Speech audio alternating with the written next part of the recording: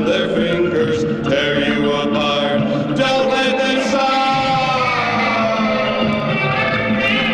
You'll wake from your dream to those blood-curdling screams.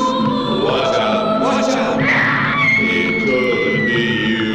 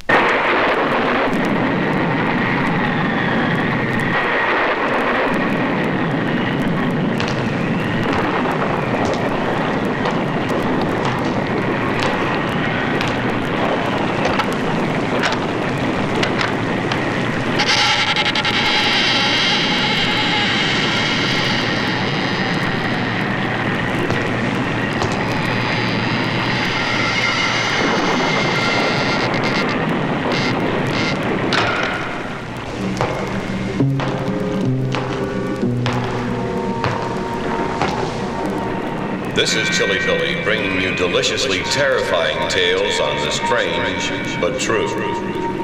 For my first story, I would like to tell you about a very strange paradox on the lives of two of the most famous men in American history, Presidents Abraham Lincoln and John F. Kennedy. Both Presidents Lincoln and Kennedy were concerned with the issue of civil rights. Lincoln was elected in 1860 and Kennedy was elected in 1960. Both were slain on a Friday and in the presence of their wives. Both were shot from behind in the head. Their successors, both named Johnson, were Southern Democrats, and both men served in the Senate. Andrew Johnson was born in 1808, and Lyndon Johnson was born in 1908. John Wilkes Booth was born in 1839, and Lee Harvey Oswald was born in 1939. Both Booth and Oswald were assassinated before going to trial. Both presidents' wives lost children through death while in the White House. Lincoln's secretary, Kennedy by name, advised him not to go to the theater. Kennedy's secretary, Lincoln by name, advised him not to go to Dallas. John Wilkes Booth shot Lincoln while in the theater and ran to a warehouse. Lee Harvey Oswald shot Kennedy while in a warehouse and ran to a theater. The names Lincoln and Kennedy each contain 7 letters. The names Andrew Johnson and Lyndon Johnson each contain 13 letters. The names John Wilkes Booth and Lee Harvey Oswald each contain 15 letters. Does history repeat itself? Andrew Johnson was not re-elected.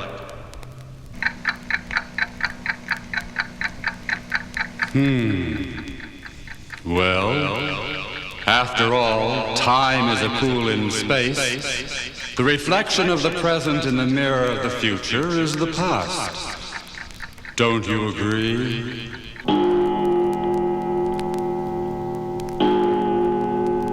It happened many years ago in Rhode Island that the Reverend Charles Morgan was taking his usual afternoon nap. He experienced a strange dream. A dream in which terrifying screams mingled with an old hymn. Suddenly, the dream ended with fevered prayers from the lips of 1,000 people. He awoke very abruptly and after having gained his senses, dismissed it all as just a bad dream. But later, when he had concluded his services, a sudden compulsion brought him back to the front of his startled congregation.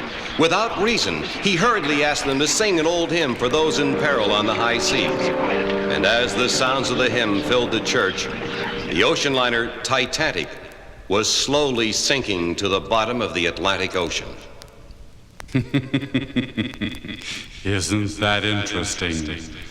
One would think that the last ripple of that disaster was received by the Reverend Charles Morgan, for the ripples of reality mask the secret face of illusion. Take off your mask! A man named Harry Cooper was driving along US 60 near Charleston, West Virginia, when he first spotted the hitchhiker. He passed up the smiling youngster, not wishing to risk picking up a stranger. Cooper continued his drive, and just a few miles further, was startled to spot the same hitchhiker along the roadside. Again, he passed up the stranger, but this time, he noticed that the stranger appeared slightly older than before, and fear began to creep into his body. Cooper stepped on the gas and continued towards Charleston, and 3 more times came upon the smiling hitchhiker looking for a ride. And he noticed that each time the stranger grew older, and each time his smile grew wider as he pointed a bony finger at Cooper. By this time, Cooper was terrified beyond description, and finally, on a steep curve near the outskirts of a tiny West Virginia community, Harry Cooper saw the hitchhiker standing in the middle of the highway with a long gray beard, laughing.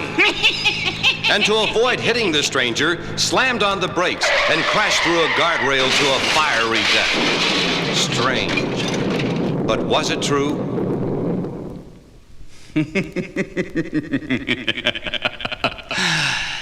The silhouette of death casts its icy shadow across the heart of every man. Next.